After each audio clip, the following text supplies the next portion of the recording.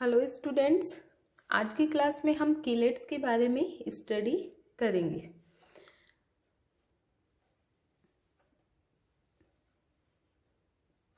कीलेट्स तो कीलेट्स क्या होते हैं, ये पढ़ने के पहले हम एक कॉम्प्लेक्स के बारे में बात करते हैं। और वो कॉम्प्लेक्स जो है वो बना हुआ है कॉपर और इथाइलिन डाइएमीन से। ये है Cu+2 और ये इथाइलिन डाइएमीन के दो मॉलिक्यूल से रिएक्ट करता है।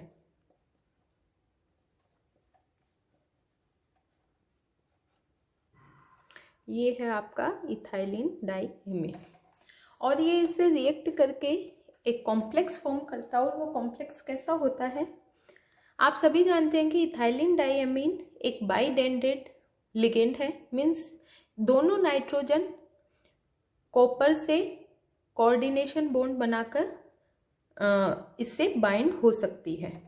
और इससे बाइंड होने के बाद में हमें मिलेगा ये कॉपर और एक इथाइलिन, ये डाइएमीन,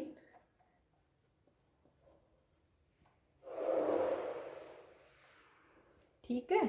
इसी तरीके से ये दूसरा मॉलिक्यूल है इथाइलिन डाइएमीन का, ठीक है। और ये कॉम्प्लेक्स फॉर्म हो गया है जिस पर +2 चार्ज है, क्योंकि कॉपर पे भी +2 चार्ज है। इस कॉम्प्लेक्स को हम देखें तो यहाँ से हम क्या बोल सकते हैं कि कोई भी पॉलीडेंटेड लिगेंड यदि किसी सेंट्रल मेटल एटम या आयन से एक से अधिक कोऑर्डिनेशन बॉन्ड फॉर्म करता है और कोऑर्डिनेशन बॉन्ड फॉर्म करके एक साइक्लिक स्ट्रक्चर बनाता है, तो ये जो प्रोसेस है ये कहलाती है कीलेशन। क्या कहलाती है? कीलेशन। किसी भी पॉलीडेंटेड लिगेंड के द्वारा सेंट्रल मेटल एटम या आयन से एक से अधिक कोऑर्डिनेशन बॉन्ड फॉर्म करके एक साइक्लिक स्ट्रक्चर का निर्माण करने की जो प्रोसेस है वो कहलाती है कीलेशन, ठीक है। और ये जो साइक्लिक प्रोडक्ट है ये कहलाता है कीलेट। ओके, प्रोसेस कहलाती है कीलेशन और ये जो साइक्लिक प्रोडक्ट बना है ये कहलाता है कीलेट। और ये जो लिगेंड है जो कि साइक्लिक प्रोडक्ट को फॉर्म कर रहा है, मीन्स कीलेट को फॉर्म कर रहा है, ये कहलाता है कीलेटिंग एजेंट या फिर कीलेट लिगेंड। सबको क्लियर? इसी के साथ में ये जो साइक्लिक स्ट्रक्चर है, मीन्स ये जो रिंग है, इस रिंग को कहते हैं chelate ring. Chelate ring. Clear सभी को? इनमें हमने क्या क्या पढ़ा कि कोई भी पॉलीडेंटेड लिगेंड जब सेंट्रल मेटल एटम या आयन से एक से अधिक कोऑर्डिनेशन बॉन्ड फॉर्म करके एक साइक्लिक स्ट्रक्चर का निर्माण करता है तो ये सारी प्रोसेस कीलेशन कहलाती है। बनने वाला जो उत्पाद है वो कीलेट कहलाता है और जो लिगेंड कीलेट को फॉर्म कर रहा है वो कीलेटिंग एजेंट या कीलेट लिगेंड कहलाता है और बनने वाली रिंग जो है वो कीलेट रिंग कहलाती है। सबको क्लियर? ये जो कीलेट रिंग है इसमें हमें एक बात और देख सकते हैं, इधर ये दूसरी कीलेट रिंग, कि ये जो कीलेट रिंग है ये नेचर में हेट्रोसाइक्लिक होती है। कैसी होती है? ये नेचर में होती है हेट्रोसाइक्लिक। मीन्स इसमें एक से अधिक प्रकार के एटम्स से मिलकर ये बनी होती है। कीलेट रिंग नेचर में हेट्रोसाइक्लिक होती है। सबको क्लियर? और ये कहलाता है कीलेशन। कीलेट अब सबको समझ में आ चुका होगा कि कीलेट क्या है। क्लियर? अब अपन आपके एक कॉमन पिक्चर क्लियर हो चुकी है कि किलेट क्या है। अब अपन इनकी स्टेबिलिटी की बात करेंगे कि किलेट्स की स्टेबिलिटी कैसे अफेक्ट होती है, उन सब के बारे में बात करेंगे।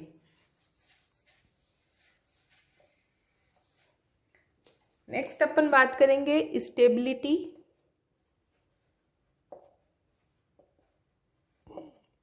Stability of किलेट्स।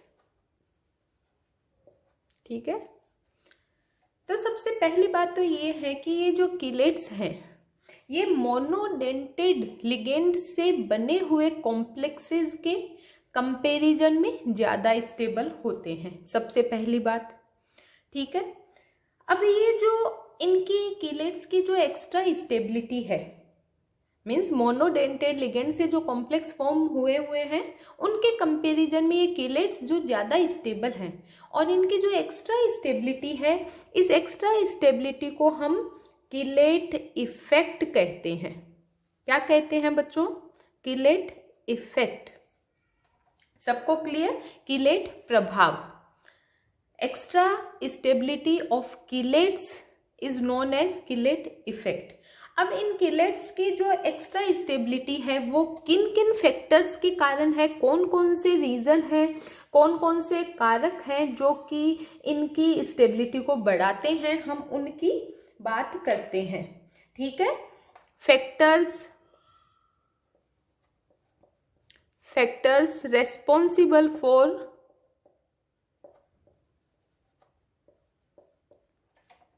Chelate effect. Chelate effect का मतलब क्या है? किलेट की एक्स्ट्रा स्टेबिलिटी। तो किलेट इफेक्ट के लिए कौन कौन से फैक्टर्स हैं, अब उनकी बात कर लेते हैं। उनमें सबसे पहला जो फैक्टर आता है वो होता है एंट्रोपी। ठीक है, और थर्मोडायनेमिक्स के अकॉर्डिंग किसी भी सिस्टम की जो स्टेबिलिटी है, stability of system is directly proportional to entropy of the system। ये बात थर्मोडायनेमिक्स कहती है। मीन्स किसी सिस्टम की एंट्रोपी को यदि बढ़ा दिया जाए तो उस सिस्टम की स्टेबिलिटी भी बढ़ जाएगी। ये थर्मोडायनेमिक्स के अकॉर्डिंग होता है। ठीक है, और एंट्रोपी जो है वो किसी भी सिस्टम में प्रेजेंट नंबर ऑफ पार्टिकल्स के प्रोपोर्शनल होती है। Means entropy of system is directly proportional to the number of particles of system. ठीक है, इसका मतलब है किसी भी सिस्टम में टोटल नंबर ऑफ पार्टिकल्स को बढ़ाने पर उस सिस्टम की एंट्रोपी बढ़ जाएगी, और एंट्रोपी बढ़ने के कारण उस सिस्टम की स्टेबिलिटी बढ़ जाएगी। ठीक है, ये एक सीधा सा कॉन्सेप्ट है कि कैसे किसी भी सिस्टम की स्टेबिलिटी को हम एंट्रोपी से कोरिलेट कर पाते हैं। अब क्या होता है, जैसे ही हम किलेट का फॉर्म करते हैं, किलेट का निर्माण करते हैं, तो उस सिस्टम में नंबर ऑफ पार्टिकल्स बढ़ जाते हैं। जब भी किलेट्स की सिंथेसिस की जाती है तो उस सिंथेसिस के कारण सिस्टम में नंबर ऑफ पार्टिकल्स जो हैं वो बढ़ जाते हैं, और उसके कारण उस सिस्टम की एंट्रोपी बढ़ जाती है, और उस कारण से जो सिस्टम है उसकी स्टेबिलिटी भी बढ़ जाती है। इसको हम एक एग्जाम्पल से समझते हैं। ये है कोबाल्ट और अमोनिया का एक कॉम्प्लेक्स। इस कॉम्प्लेक्स की रिएक्शन हमने करवाई है इथाइलिन डाईएमीन से।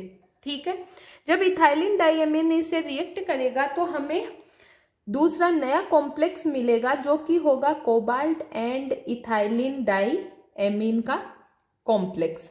क्लियर? इसी के साथ साथ में जो अमोनिया थी वो रिलीज हो जाएगी और हमें अमोनिया के 6 मॉलिक्यूल भी मिल जाएंगे। ठीक है, यही रिएक्शन होगी। अब इधर ये जो सिस्टम है, सिस्टम का मतलब ये सभी एक ही बीकर में है। यहाँ पर कितने पार्टिकल्स हैं? 1 और 3, 1 + 3 = 4। यहाँ पर नंबर ऑफ पार्टिकल्स काउंट करें, 1 और 6 मीन्स 1 + 6 = 7।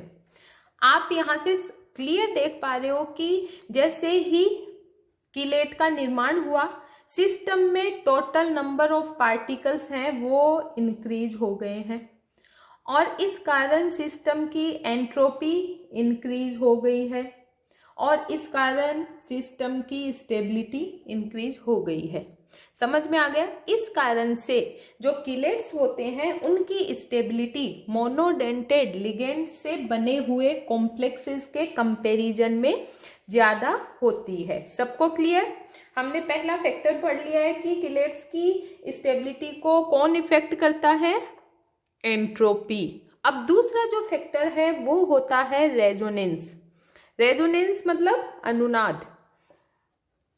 हम सभी जानते हैं कि किसी भी सिस्टम में यदि रेजोनेंस पाया जाता है तो उस सिस्टम की स्टेबिलिटी डेफिनेटली हाई होती है और वो किसके कारण होती है? उस स्टेबिलिटी में डेफिनेटली रेजोनेंस का भी योगदान होता है। मीन्स रेजोनेंस हमेशा किसी भी सिस्टम की स्टेबिलिटी को बढ़ाने के लिए रेस्पॉन्सिबल होता है या जिम्मेदार होता है। ठीक है, अब ऐसे कीलेट जिनमें जो कि ऐसे लिगेंड से बने हुए हैं जिनमें रेजोनेंस पाया जाता है, तो उन कीलेट्स की स्टेबिलिटी के लिए एक फैक्टर रेजोनेंस भी होता है। पहले वाला फैक्टर तो होगा ही होगा, मीन्स हो सकता है, लेकिन यदि ऐसे लिगेंड हैं जिनमें रेजोनेंस है तब रेजोनेंस भी उस कीलेट की स्टेबिलिटी के लिए रेस्पॉन्सिबल होगा। एग्जाम्पल की बात करें तो हम एसिटिल एसीटोनेटो लिगेंड से बने हुए कॉम्प्लेक्स की बात करते हैं। ये मेटल है। एसिटिल एसीटोनेटो आप जानते हो, ये आपका हो गया है एसिटिल ग्रुप CH3CO, इसे बोला जाता है एसिटिल। अब एसीटोन के जब इस ग्रुप को जोड़ेंगे तो क्या बन जाएगा? एसिटिल एसीटोनेटो। ठीक है, एसीटोन होता है CH3CO एंड CH3, यही होता है।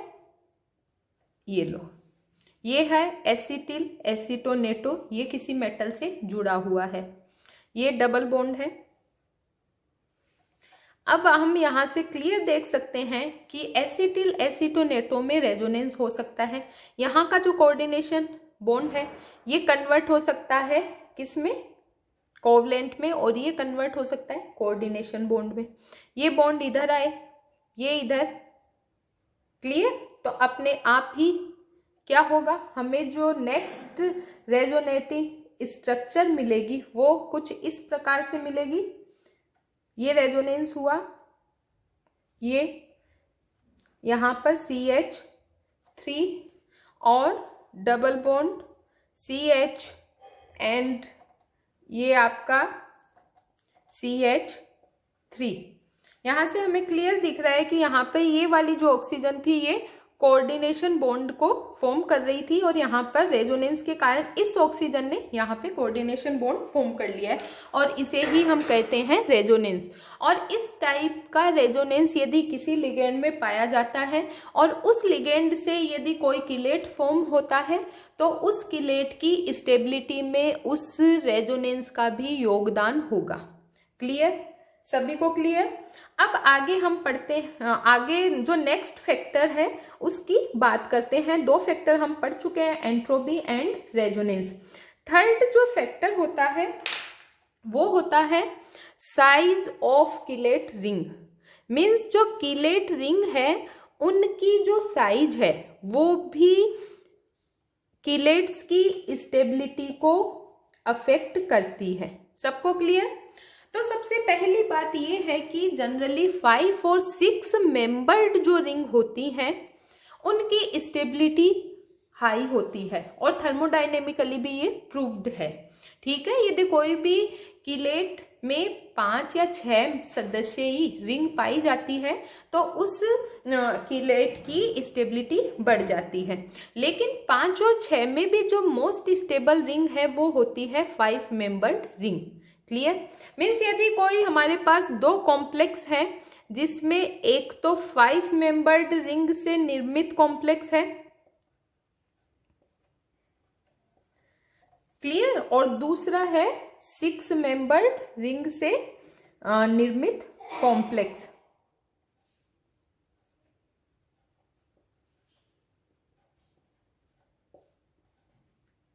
ये इथाइलिन डाइएमीन, प्रोपाइलिन डाइएमीन का कॉम्प्लेक्स। अब इन दोनों की स्टेबिलिटी पूछी जाए कि कौन सा ज्यादा स्टेबल है, तो यहां पर हमें पता लग रहा है 1 2 3 4 5 मेंबर्ड रिंग है इथाइलिन डाइएमीन के कॉम्प्लेक्स में, जबकि प्रोपाइलिन डाइएमीन के कॉम्प्लेक्स में कितने मेंबर्स हैं? 1 2 3 4 5 एंड 6।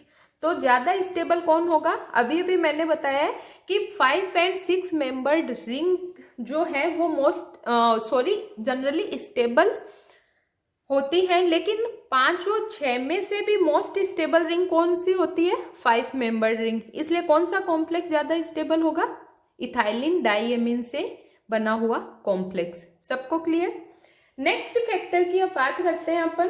तो नेक्स्ट फैक्टर होता है number of donor atoms in chelate ligand. Chelate ligand में जो एटम्स हैं उनका नंबर भी कीलेट्स की स्टेबिलिटी को प्रभावित करता है, इफेक्ट डालता है। ठीक है। तो नेक्स्ट जो फैक्टर है वो है number of donor atoms in chelate ligand. ठीक है। कीलेट लिगेंड में जो डोनर एटम्स हैं उनका नंबर भी कीलेट्स की स्टेबिलिटी को अफेक्ट करता है। कैसे अफेक्ट करता है? जैसे जैसे किसी कीलेट लिगेंड में नंबर ऑफ डोनर एटम्स बढ़ते जाते हैं वैसे वैसे उस लिगेंड के द्वारा बनने वाली कीलेट रिंग्स का नंबर भी बढ़ता जाता है। Means number of donor atom in chelate ligand is directly proportional to the number of chelate rings। और जितनी ज्यादा कीलेट रिंग्स किसी सिस्टम में होंगी उस सिस्टम की स्टेबिलिटी भी उतनी ही ज्यादा होंगी, क्योंकि पूरा गेम तो रिंग्स का ही था। और कीलेट में होता है क्या? रिंग ही फॉर्म होती है, और यदि हम उन रिंग्स का नंबर बढ़ा दें तो डेफिनेटली जो बनने वाला कीलेट है उसकी स्टेबिलिटी भी बढ़ जाएगी। इसको एक एग्जाम्पल से अपन समझ लेते हैं कि कैसे कोई भी लिगेंड में यदि नंबर ऑफ डोनर एटम्स बढ़ रहे हैं तो किस टाइप से नंबर जो कीलेट रिंग्स है उनका नंबर भी बढ़ जाएगा। यहाँ पर हम वापस से इथाइलिन डाइएमीन जो कि हमारा मोस्ट कॉमन लिगेंड है उसकी बात कर लेते हैं, या कहा जाए मेरा फेवरेट लिगेंड है। तो ये इसने बॉन्ड बनाकर कॉम्प्लेक्स फॉर्म किया। यहाँ पे एक अपन और ये कॉम्प्लेक्स है इथाइलिन डाइएमीन का, इथाइलिन डाइएमीन कॉम्प्लेक्स। ठीक है। नेक्स्ट बात अपन बाद में करते हैं।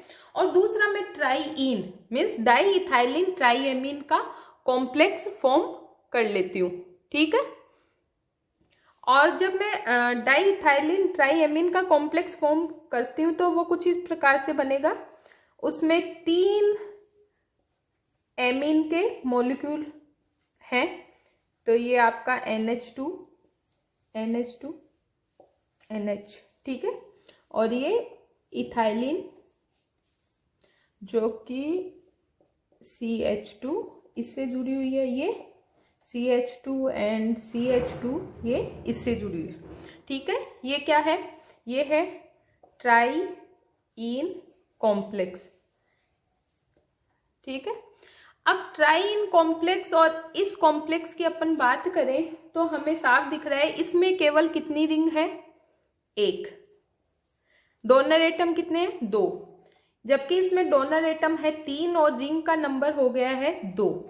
और रिंग ज्यादा होने के कारण कौन सा स्टेबल होगा, ये वाला कॉम्प्लेक्स जो कि ट्राई इन कॉम्प्लेक्स है, वो ज्यादा स्टेबल होगा डाई इन कॉम्प्लेक्स के कंपैरिजन में। ठीक है, मीन्स जैसे जैसे किलेट लिगेंड में नंबर ऑफ डोनर एटम्स बढ़ते हैं, उसी के साथ साथ में नंबर ऑफ किलेट रिंग्स बढ़ती हैं किलेट में, और उसी के साथ साथ में उन किलेट्स की स्टेबिलिटी भी बढ़ती है।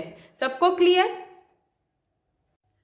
नेक्स्ट अपन बात करते हैं क्लासिफिकेशन ऑफ किलेट्स की। क्लासिफिकेशन ऑफ किलेट्स मीन्स किलेट्स कितने प्रकार के होते हैं, किस टाइप से उनका वर्गीकरण किया जाता है। किलेट्स के क्लासिफिकेशन के पहले हम एक बात ये जान लेते हैं कि कोई भी लिगेंड है वो सेंट्रल मेटल एटम या आयन से 2 प्रकार के बॉन्ड बनाकर जुड़ सकता है। पहला बॉन्ड तो नॉर्मल कोऑर्डिनेशन बॉन्ड होता है, जिसमें लिगेंड अपने नॉन बॉन्डिंग इलेक्ट्रॉन पेयर को सेंट्रल मेटल एटम या आयन को डोनेट करता है और कोऑर्डिनेशन बॉन्ड फॉर्म कर लेता है। और ऐसे जो ग्रुप जिन लिगेंड में प्रेजेंट ऐसे ग्रुप जिन पे नॉन बॉन्डिंग इलेक्ट्रॉन पेयर होता है, उन्हीं के थ्रू वो अपना जो नॉन बॉन्डिंग इलेक्ट्रॉन पेयर है वो मेटल को देता है। और ये जो ग्रुप हैं ये कहलाते हैं कोऑर्डिनेशन ग्रुप्स। जो लिगेंड में ग्रुप हैं जो कि जिन पर नॉन बॉन्डिंग इलेक्ट्रॉन पेयर होता है वो कहलाते हैं कोऑर्डिनेशन ग्रुप्स, जैसे एमीन, प्राइमरी एमीन या कार्बोनाइल, इन सभी पे या फिर इमीन, इन सभी पर पाया जाता है नॉन बॉन्डिंग इलेक्ट्रॉन पेयर, और जिसको डोनेट करके ये मेटल से कोऑर्डिनेशन बॉन्ड फॉर्म करते हैं। दूसरे तरीके में जो लिगेंड होता है उसके पास एसिडिक हाइड्रोजन होती है और उस हाइड्रोजन को रिप्लेस करके मेटल लिगेंड से बॉन्ड बनाती है, कोवलेंट बॉन्ड। ठीक है, इसका मतलब है कि ये प्रोसेस होने के लिए लिगेंड के पास कोई ना कोई ऐसा ग्रुप होना चाहिए जिसमें एसिडिक हाइड्रोजन प्रेजेंट हो, और इन ग्रुप्स को कहा जाता है एसिडिक ग्रुप्स। जैसे किसी लिगेंड में कार्बोक्सिलिक ग्रुप हो तो इस हाइड्रोजन का रिप्लेसमेंट मेटल से हो जाएगा और हमें मेटल है वो लिगेंड से जुड़ जाएगी। इसी तरीके से सल्फोनिक एसिड का ये जो ग्रुप हाइड्रोजन है ये बाहर निकल जाएगा। इसी तरीके से ऑक्सीम का ये हाइड्रोजन रिप्लेस हो जाएगा सेंट्रल मेटल एटम या आयन से, और इसके रिप्लेसमेंट से एक कोवलेंट बॉन्ड फॉर्म करके मेटल है वो लिगेंड से बाइंड हो जाएगी।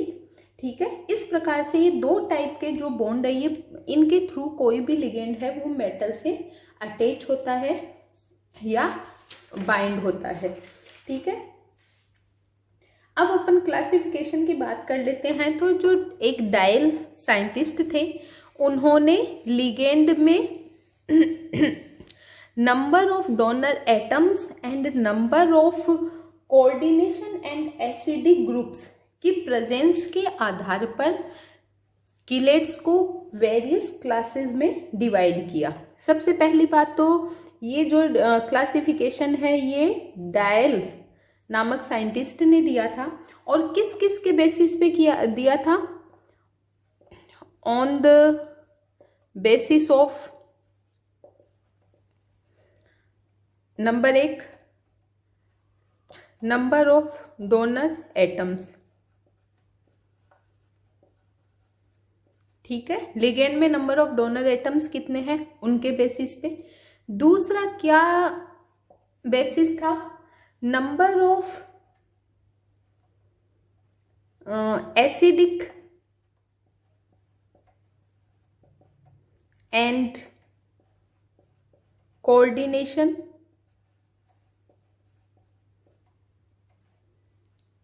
ग्रुप्स। मीन्स किसी लिगेंड में कितने एसिडिक और कोऑर्डिनेशन ग्रुप्स हैं, इनके बेसिस पर कीलेट्स को डायल ने वेरियस क्लासेस में डिवाइड किया। अब उन क्लासेस की हम बात करते हैं। तो जो सबसे पहली क्लास है वो है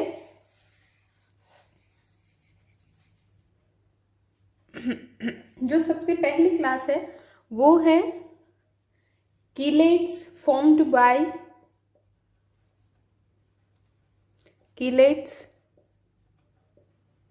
फॉर्म्ड बाय bidentate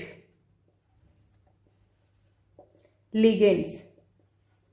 मीन्स ऐसे कीलेट जो कि बाइडेंटेट लिगेंड से बने हुए होते हैं।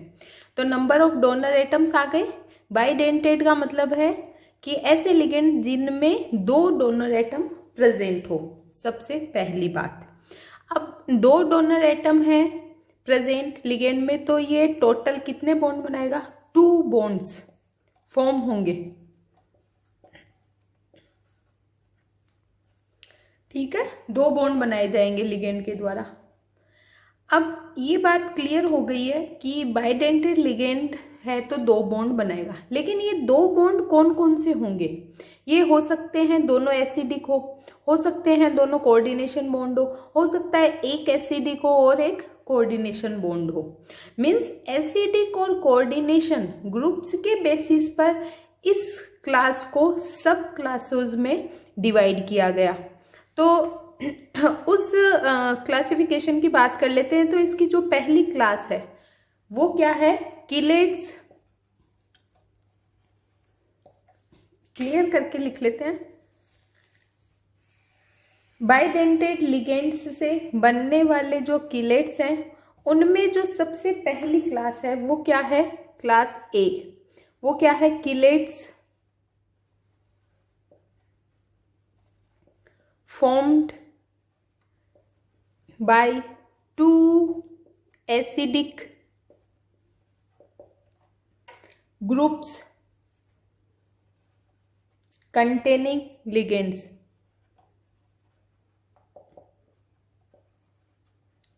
मीन्स ऐसे कीलेट्स जो कि 2 एसिडिक ग्रुप्स रखने वाले लिगेंड से बने हुए हों।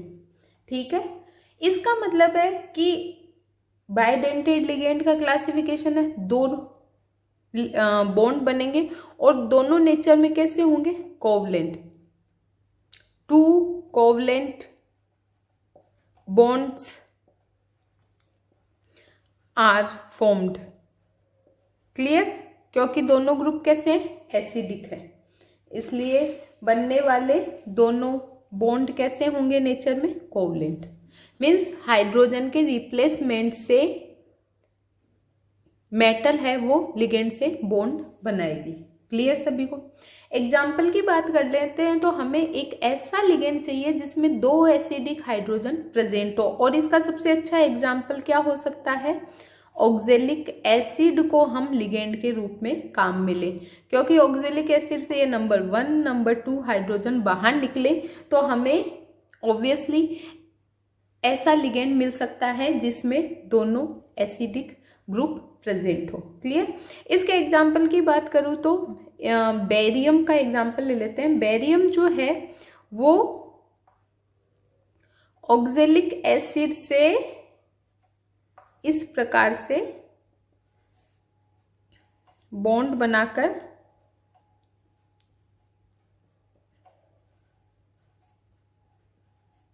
ये देखो कॉम्प्लेक्स फॉर्म करता है। और यहाँ पे आपको साफ पता चल रहा है दोनों हाइड्रोजन थे, बेरिलियम ने रिप्लेस कर दिया। इधर दोनों हाइड्रोजन थे, उनको भी रिप्लेस कर दिया और ये हमारे पास कॉम्प्लेक्स बनकर आ गया है। सबको क्लियर?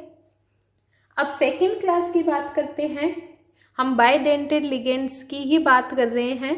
उसकी फर्स्ट क्लास पढ़ ली है जिसमें दोनों बॉन्ड कैसे थे?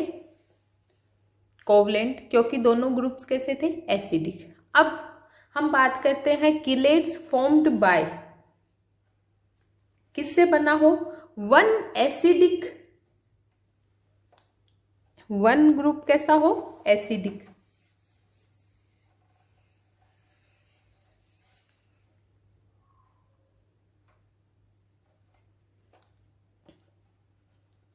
One acidic and one coordination,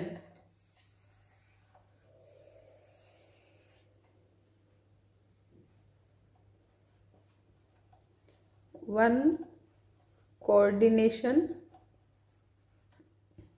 groups containing ligands, clear. Means ऐसे किलेट्स जो कि ऐसे लिगेंड से बने हो जिनमें एक एसिडिक और एक कोऑर्डिनेशन ग्रुप प्रेजेंट हो। इसका मतलब है टोटल कितने बॉन्ड बनेंगे, 2, लेकिन एक बॉन्ड तो बनेगा, वन कोऑर्डिनेशन बॉन्ड फॉर्म होगा क्योंकि एक कोऑर्डिनेशन ग्रुप प्रेजेंट है, one coordination bond, and one ही बनेगा कोवलेंट बॉन्ड, क्लियर। मीन्स अब हमें एक ऐसा लिगेंड चाहिए जिसमें एक तो कोऑर्डिनेशन ग्रुप प्रेजेंट हो और एक एसिडिक ग्रुप प्रेजेंट हो, और वो जब मेटल से रिएक्ट करेगा तो डेफिनेटली हमें इसी प्रकार का किलेट मिलेगा। और इस प्रकार के लिगेंड का सबसे अच्छा एग्जाम्पल है glycine amino acid. Glycine amino acid का जो लिगेंड होता है उसमें एक एसिडिक पार्ट आएगा और एक कोऑर्डिनेशन। तो अपन फॉर्मूले की बात करें तो ग्लाइसिन जो है उसका फॉर्मूला कुछ इस प्रकार का होता है। यहां से हमें पता लग रहा है ये ग्रुप आ गया है इसमें कोऑर्डिनेशन और ये ग्रुप आ गया है एसिडिक। इस हाइड्रोजन के रिप्लेसमेंट से और ये कोऑर्डिनेशन बॉन्ड से बाइडेंटेड लिगेंड फॉर्म हो जाएगा। यहाँ पर एग्जाम्पल लिखूं तो कॉपर के साथ में ये जो ग्लाइसिन है ये कैसे रिएक्ट करेगा, ये कॉपर है, एक इस हाइड्रोजन का रिप्लेस कर दिया है और ये अपना NH2 था, ये वाली CO और ये CH2, ये ठीक है। इसी तरीके से ये नाइट्रोजन जो कि H2 से जुड़ी हुई है, ये CO और ये ऑक्सीजन, क्लियर। तो ये अपना जो कॉम्प्लेक्स फॉर्म हुआ है इसमें हमें साफ दिख रहा है कि जो लिगेंड है वो 2 बॉन्ड बना रहा है, एक एसिडिक पार्ट से और एक कोऑर्डिनेशन पार्ट से, क्लियर। अब अपन थर्ड क्लास की बात करते हैं। तो थर्ड में ऑब्वियसली क्या होगा, थर्ड क्लास में दोनों कोऑर्डिनेशन ग्रुप प्रेजेंट होंगे, ठीक है, एसिडिक ग्रुप नहीं होगा। सबको क्लियर, क्योंकि हमने दोनों एसिडिक ग्रुप वाले लिगेंड की भी बात कर ली, एक एसिडिक और एक कोऑर्डिनेशन ग्रुप की भी बात कर ली। अब लास्ट में बचा है किलेट्स formed by two coordination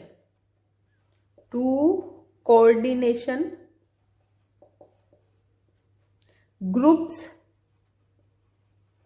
containing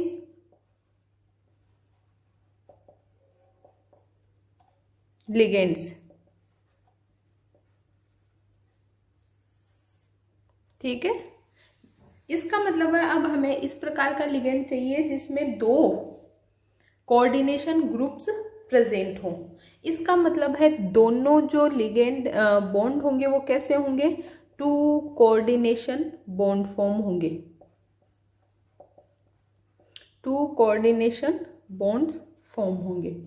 example की बात करें तो अपना सबसे favourite ligand ethylene diamine. Ethylene diamine का फॉर्मूला हम सभी जान चुके हैं, CH2 मीन्स इथाइलिन, डाइएमीन का मतलब NH2 NH2।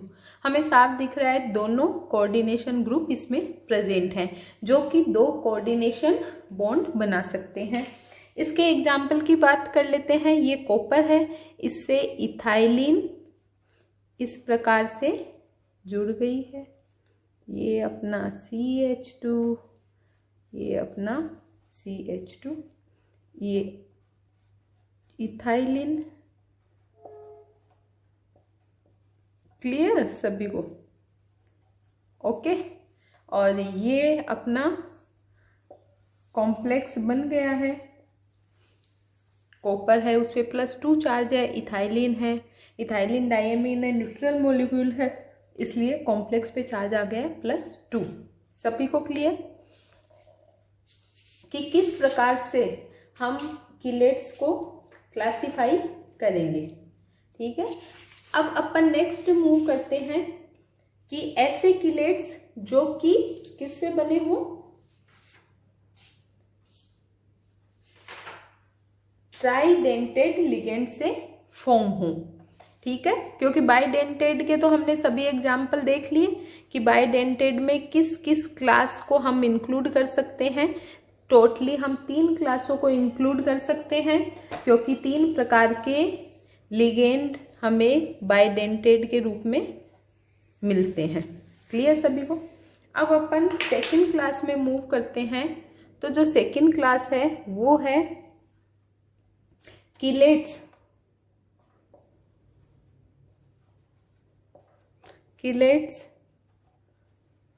formed by tridentate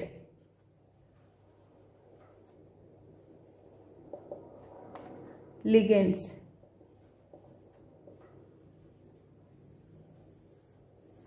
अब सबसे पहली बात तो ट्राइडेंटेड लिगेंड से फॉर्म हो रही है, इसका मतलब है टोटल कितने बॉन्ड बनेंगे? टोटल 3 बॉन्ड्स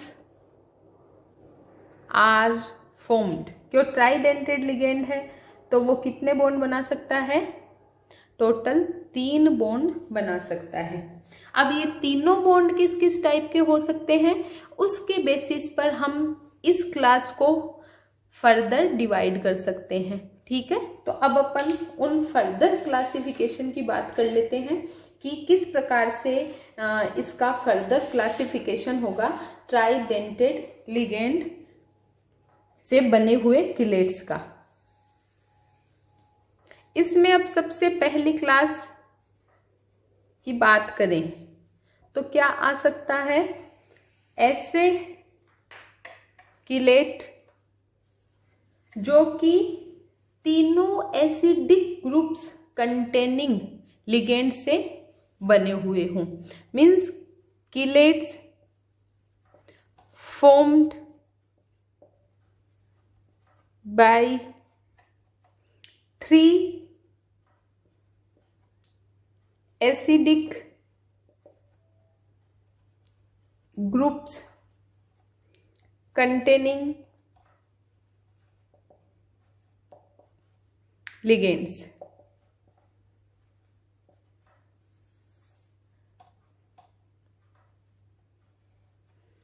ठीक है, मीन्स ऐसे किलेट जो कि 3 एसिडिक ग्रुप्स रखने वाली लिगेंड्स से निर्मित हो। अब हमें सबसे पहले ऐसा लिगेंड सर्च करना पड़ेगा जिसमें कम से कम 3 एसिडिक हाइड्रोजन प्रेजेंट हो ताकि मेटल उन हाइड्रोजन्स को रिप्लेस करके खुद लिगेंड से बॉन्ड बना सके। तो इसका अच्छा एग्जांपल है टार्ट्रिक एसिड। टार्ट्रिक एसिड का फॉर्मूला कुछ इस प्रकार का होता है।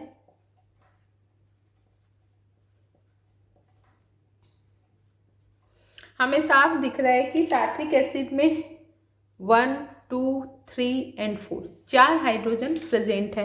मीन्स ये 4 बॉन्ड बना सकता है और हम चाहें तो 3 भी बना सकते हैं। जो 4 बना सकता है वो तो 3 भी बना सकता है। तो इस टार्ट्रिक एसिड का हम एक एग्जांपल ले लेते हैं और इसकी बात करें तो ये जो टार्ट्रिक एसिड है ये एंटीमनी के साथ में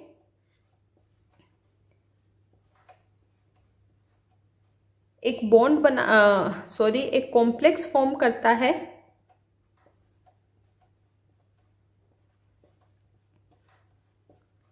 और ये जो कॉम्प्लेक्स है, ठीक है, यहाँ पे हमें पता लग रहा है कि ये टार्ट्रिक एसिड के तीनों हाइड्रोजन थे जिनको एंटीमनी ने रिप्लेस कर दिया है, और हमें ये कॉम्प्लेक्स मिला है। और इस कॉम्प्लेक्स में ये जो कीलेट लिगेंड है, इसने तीनों एसिडिक हाइड्रोजन को रिप्लेस करके बॉन्ड बनाया है। क्लियर? इसके नाम की बात करें तो इसका नाम क्या होगा? Aqua tartrato antimonate third ion. ठीक है, इसके ऑक्सीडेशन स्टेट निकालेंगे तो 3 आएगी, तो इसका नाम क्या होगा? एक्वा टार्टरेटो। ठीक है, एक्वा टार्टरेटो। एसवी का मतलब एंटी। अभी आगे अपन नोमेनक्लेचर सीखेंगे तो आपको एकदम आ जाएगा। एंटीमनेट थर्ड, चूंकि आयन है इसलिए आयन। क्लियर? अब अपन नेक्स्ट क्लास की बात करते हैं। तो नेक्स्ट क्लास में क्या होगा? तीनों एसिडिक ग्रुप आ चुके हैं, तो नेक्स्ट क्लास हो सकती है एसेकिलेट, जो कि 2 एसिडिक और एक कोऑर्डिनेशन ग्रुप्स रखने वाले लिगेंड से बने हो। क्लास बी क्या हो सकती है?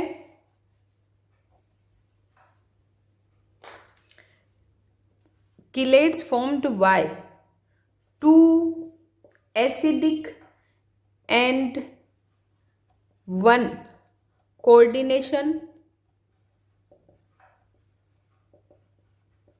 groups containing ligands।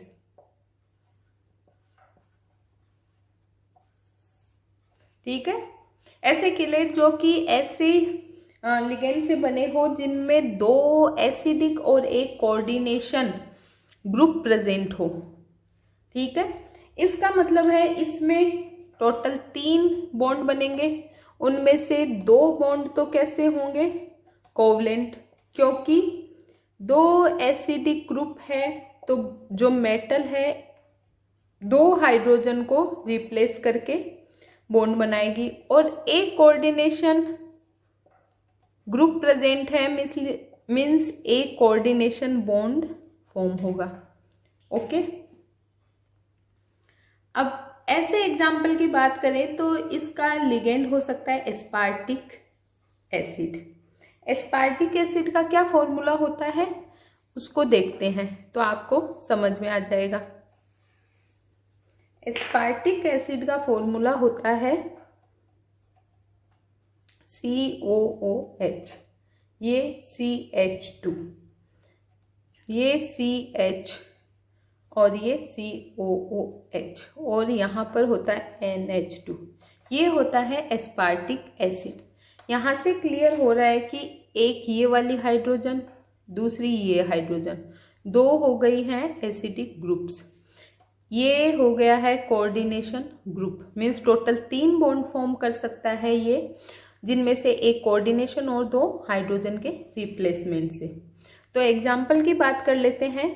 इसका कोबाल्ट के साथ यदि हम कंपाउंड फॉर्म करें तो ये है NH2। ठीक है, ये वाली, इससे जुड़ा हुआ है ये CH, ये वाला इससे जुड़ा हुआ है CH2, ये वाला, ये अपना आ गया है CO, और ये है O जिसने एसिडिक ग्रुप बना लिया। अब नीचे इसके जुड़ा हुआ है इस CA के CO, और ये एक O जिसने बॉन्ड बना लिया। क्लियर? यदि इसके 2 मॉलिक्यूल जुड़ जाए और ये कॉम्प्लेक्स फॉर्म हो गया है कोबाल्ट का, और इसका नाम होता है बिस एस्पार्टेटो कोबाल्टेट थर्ड आयन। यहाँ पे हमें क्लियर दिख रहा है कि 2 एसिडिक और एक कोऑर्डिनेशन बॉन्ड फॉर्म हुआ है। क्लियर? अब नेक्स्ट क्लास की बात करें तो नेक्स्ट क्लास में क्या होगा, अब आप लोगों को समझ में आने लग गया होगा कि ऐसे किलेट जो कि उन लिगेंड से बने हो जिसमें एक एसिडिक और दो कोऑर्डिनेशन, एक एसिडिक और दो कोऑर्डिनेशन ग्रुप्स प्रेजेंट हो। ठीक है, तो क्लास सी क्या हो जाएगी, chelates formed by one acidic and two coordination groups containing ligands. Means ऐसे किलेट जो कि ऐसे लिगेंड से बने हो जिनमें एक एसिडिक और दो कोऑर्डिनेशन ग्रुप्स प्रेजेंट हो। ठीक है, इसका मतलब है इसमें भी टोटल 3 बॉन्ड फॉर्म होंगे, लेकिन उन तीनों में से एक तो होगा कोवलेंट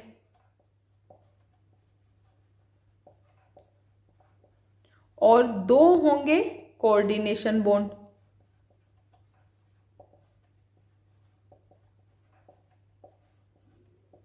टोटल 3 हो गए।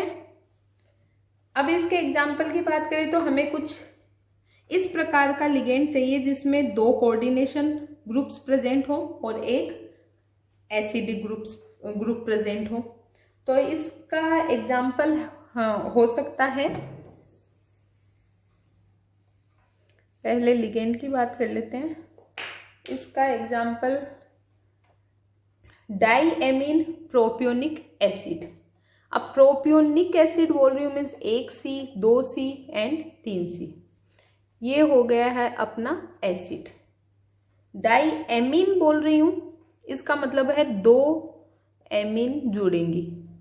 ये वैलेंसी कंप्लीट कर देते हैं, ये हो गया डाईएमीन प्रोपियोनिक एसिड। इसको देखकर साफ पता चल रहा है एक एसिडिक और ये 2 कोऑर्डिनेशन ग्रुप्स प्रेजेंट हैं इसमें। मीन्स ये इस कैटेगरी का लिगेंड हो सकता है और ये मेटल से मिलकर इस टाइप का किलेट फॉर्म करेगा। तो इसका वापस से अपन कोबाल्ट के साथ में बना लेते हैं कॉम्प्लेक्स। ये अपना कोबाल्ट है, ये एक एमीन और ये दूसरी एमीन। ठीक है, तीसरा अपना ऑक्सीजन फॉर्म बॉन्ड बनाएगी, ये ऑक्सीजन का जुड़ा हुआ CO। क्लियर, ये अपना CH और ये CH2 हो गया पूरा अपना लिगेंड। ये NH2 है, ये इसके 2 मॉलिक्यूल हो गए, मीन्स 2 लिगेंड हो गए। ये अपना कोबाल्ट है और इस पे चार्ज आ जाएगा प्लस, क्योंकि कोबाल्ट +3 कंडीशन में है तो -2 और ये प्लस, यहाँ पे चार्ज आएगा प्लस। ठीक है, इसका नाम हो जाएगा बिस डाईएमीन प्रोपियोनेटो कोबाल्ट 3rd आयन। यहाँ से साफ पता चल रहा है 2 कोऑर्डिनेशन बॉन्ड और एक कोवलेंट बॉन्ड। अब इस की लास्ट क्लास की बात करें तो क्या होगा, जो तीनों बॉन्ड हैं वो कोऑर्डिनेशन बॉन्ड होंगे। बाकी हम 3 क्लासों की बात कर चुके हैं, जिसमें पहली क्लास में तीनों एसिडिक ग्रुप्स थे, सेकंड में 2 एसिडिक 1 कोऑर्डिनेशन था और थर्ड में 1 एसिडिक और 2 कोऑर्डिनेशन। अब लास्ट क्लास बची है जिसमें क्या है, जो तीनों ग्रुप्स हैं वो कैसे हैं, कोऑर्डिनेशन ग्रुप्स। ये D है, तो किलेट्स फॉर्म्ड बाय 3 कोऑर्डिनेशन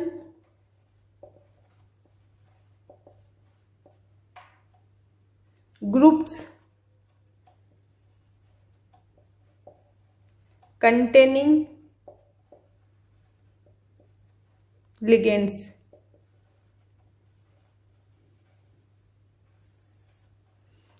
अब तीनों कोऑर्डिनेशन ग्रुप्स कंटेनिंग लिगेंड से बने हुए किलेट हैं, इसका मतलब है तीनों जो बॉन्ड होंगे वो कैसे होंगे, कोऑर्डिनेशन बॉन्ड।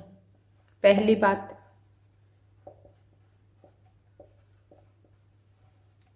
इसमें एसिडिक ग्रुप है नहीं, इसलिए कोवलेंट बॉन्ड होगा नहीं। अब हमें चाहिए ऐसा लिगेंड जिसमें 3 कोऑर्डिनेशन ग्रुप प्रेजेंट हो, तो इसका एग्जांपल है ट्राईएमीन प्रोपेन। ट्राईएमीन प्रोपेन का मतलब है 1, 2 एंड 3, 3 हो गए, कार्बन मीन्स प्रोपेन बन गई।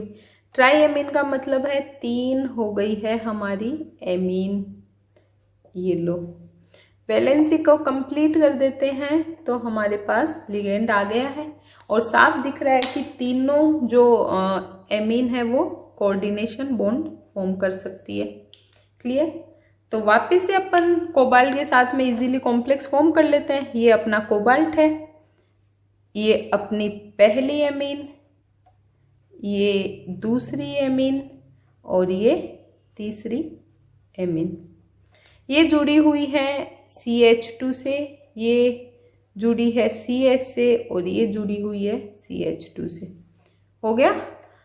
इसके ये लगा दिए 2 मोलिक्यूल मीन्स 2 लिगेंड, और चूंकि ये एक उदासीन न्यूट्रल लिगेंड है इसलिए पूरा का पूरा चार्ज जो कोबाल्ट का ऑक्सीडेशन नंबर है वो आ गया है कॉम्प्लेक्स पर। सबको क्लियर कि किस प्रकार से हम किलेट्स का क्लासिफिकेशन करते हैं? ओके, अब अपन मूव करते हैं नेक्स्ट क्लास में। तो नेक्स्ट क्लास में क्या होंगे, हम बाइडेंटेड लिगेंड से बनने वाले किलेट को पढ़ चुके हैं, ट्राइडेंटेड लिगेंड से बनने वाले किलेट्स को पढ़ चुके हैं। तो नेक्स्ट क्या होगा, टेट्राडेंटेड लिगेंड से बनने वाले किलेट, उनकी अब अपन बात करेंगे। तो जो तीसरा टाइप है वो क्या है, किलेट्स formed bye tetradentate ligand. Tetradentate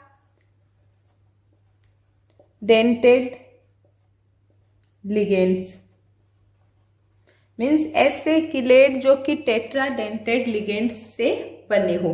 tetradentate का मतलब है टोटल 4 बॉन्ड्स फॉर्म होंगे।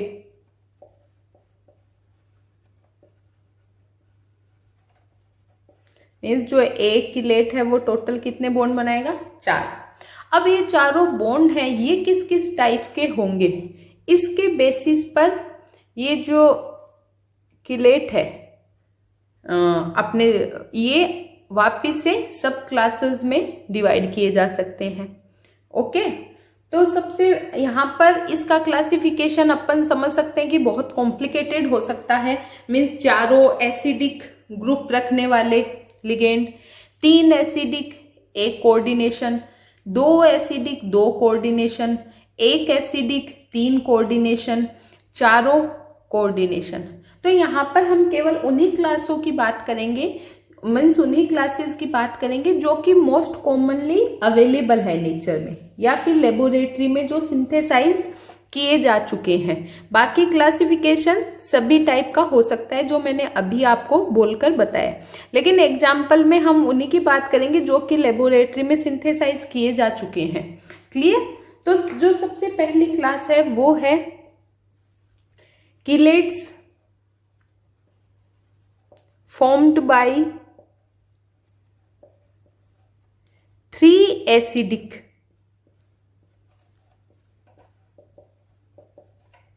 and 1 coordination groups containing ligands।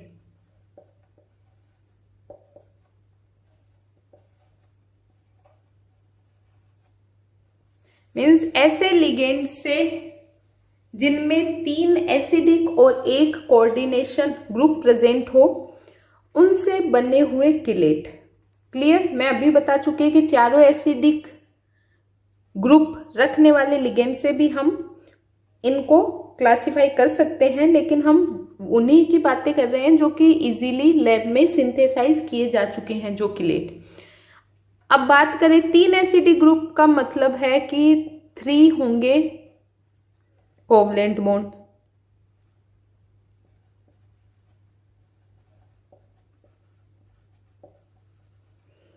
और 1 होगा कोऑर्डिनेशन बॉन्ड।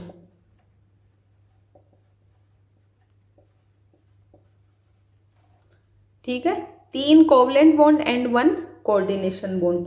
क्लियर? इसमें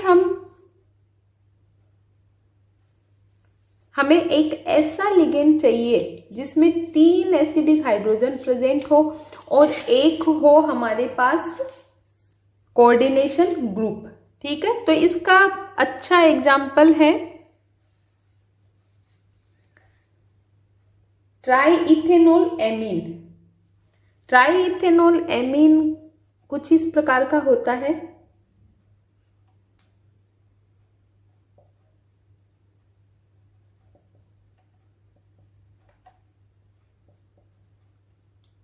ट्राईइथेनॉल का मतलब है 3 इथेनॉल अपन को इसके लगाने हैं। ये क्लियर? यहां से हमें साफ दिख रहा है ये तीनों हाइड्रोजन बाहर जाए और ये हो गया कोऑर्डिनेशन। टोटल 4 बॉन्ड हो गए जिनमें से 3 एसिडिक और 1 कोऑर्डिनेशन बॉन्ड। क्लियर? तो एग्जाम्पल की बात कर ले, इसका एक कॉम्प्लेक्स बना लेते हैं। ये एल्यूमिनियम है, इसके साथ में सबसे पहले अपनी ये नाइट्रोजन अटैच हो गई है। अब इस नाइट्रोजन से हमें 3 ऑक्सीजन को, इथेनॉल को जोड़ना है। तो 1 इथेनॉल ने बॉन्ड बना लिया। अब दूसरी इथेनॉल की बात करें, ये ऑक्सीजन, ये नाइट्रोजन से CH2 जुड़ा है और ये CH2, 2 ऑक्सीजन।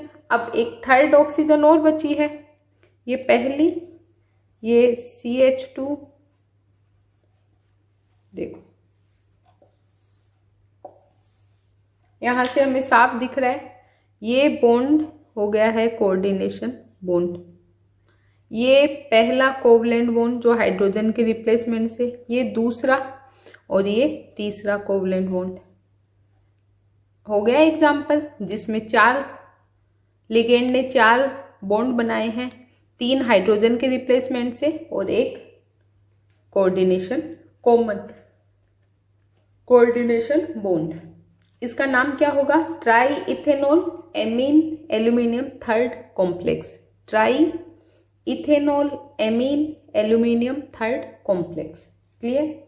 नेक्स्ट क्लास की बात करें तो इसकी मोस्ट कॉमन जो नेक्स्ट क्लास है वो है chelates formed by 2 acidic and 2 coordination groups containing ligands। Means ऐसे कीलेट जो कि 2 एसिडिक और 2 कोऑर्डिनेशन ग्रुप रखने वाले लिगेंड से बने हो। अब सबसे पहली बात तो 2 एसिडिक और 2 कोऑर्डिनेशन ग्रुप का मतलब है 2 कोवलेंट बॉन्ड फॉर्म होंगे 2 एसिडिक ग्रुप से और 2 ही होंगे कोऑर्डिनेशन बॉन्ड्स।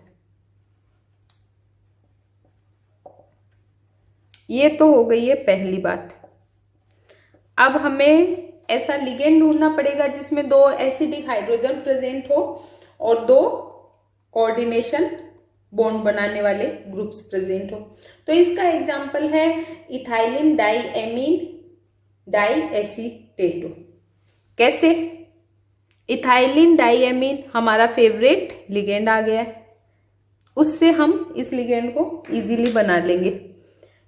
ये है हमारा इथाइलिन, ये हो गया है डाईएमीन जो कि हम पढ़ते आ रहे हैं। क्लियर? अब डाईएसीटेटो का मतलब है दोनों नाइट्रोजन की एक एक हाइड्रोजन को हमने एसीटेट ग्रुप से रिप्लेस कर दिया है, तो बन जाएगा हमारा डाईइथाइलिन डाईएसीटेटो। डाईएसीटेटो का मतलब क्या है? CH2COO-।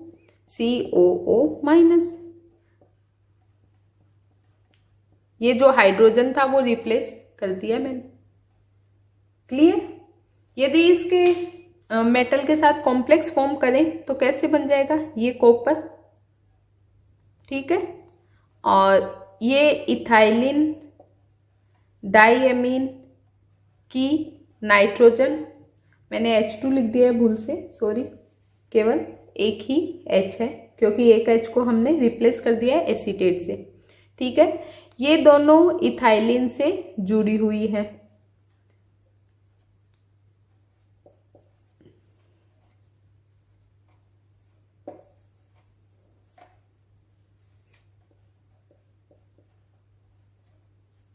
ये अपना हो गया है इथाइलिन डाइएमीन।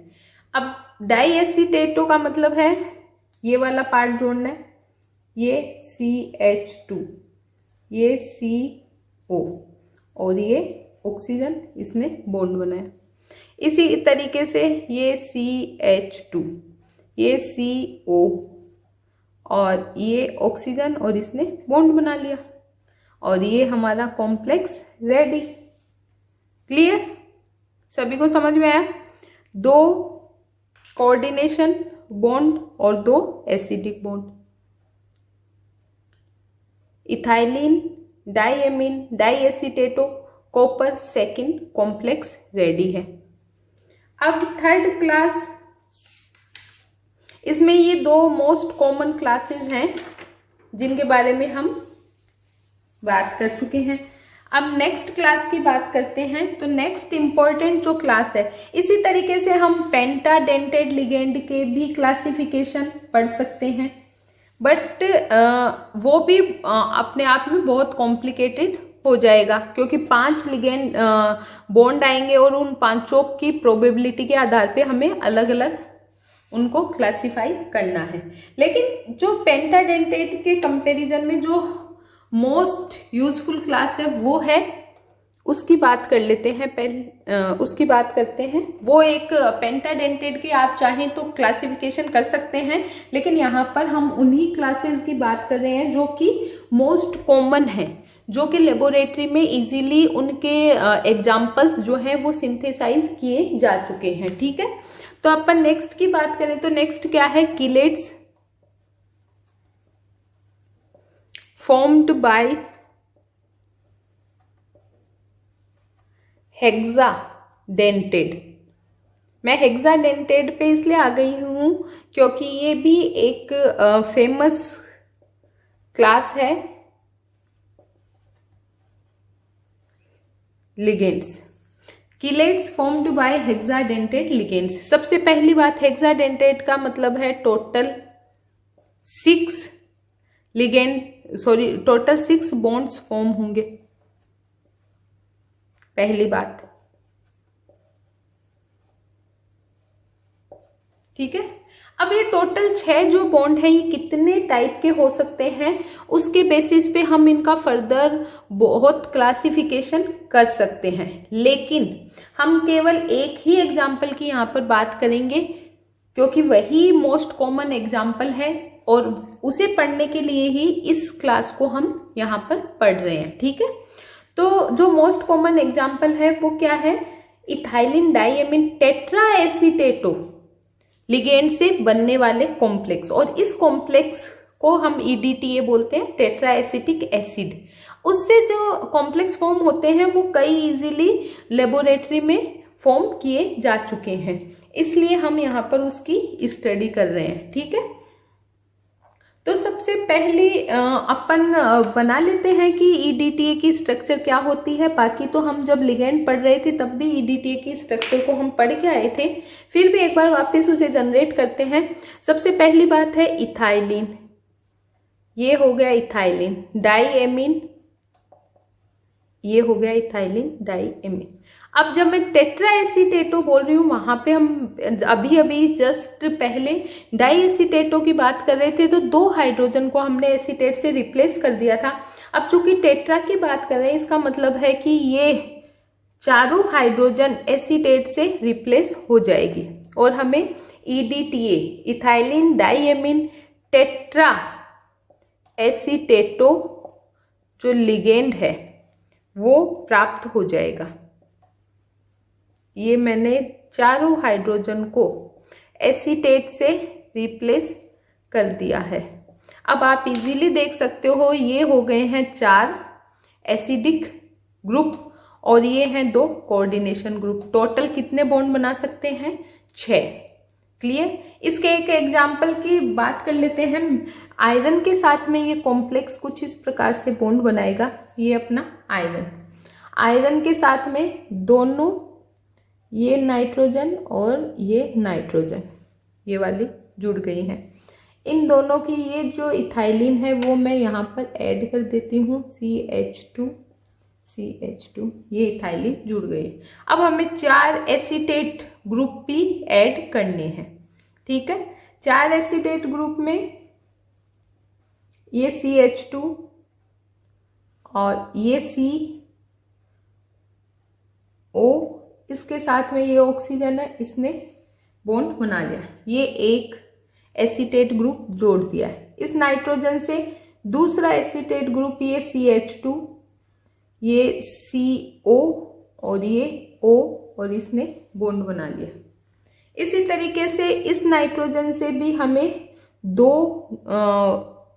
ग्रुप जोड़ने हैं एसीटेट, ये CH2 ये CO और ये O और इसने बॉन्ड बना लिया।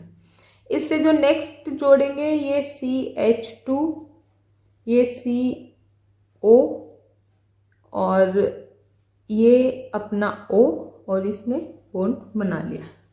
क्लियर। इस प्रकार से ये आयरन के साथ में EDTA का कॉम्प्लेक्स फॉर्म हो गया है। क्लियर।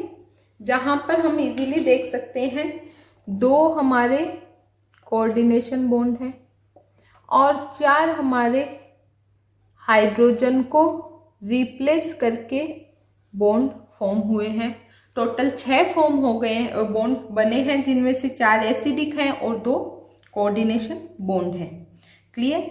ये क्लासिफिकेशन है किलेट्स का और हमने उन्हीं एग्जाम्पल्स को इंक्लूड किया है जो कि मोस्ट कॉमन एग्जाम्पल्स हैं। क्लियर। आज की क्लास में इतना ही पढ़ेंगे, आगे का नेक्स्ट क्लास में पढ़ेंगे। धन्यवाद।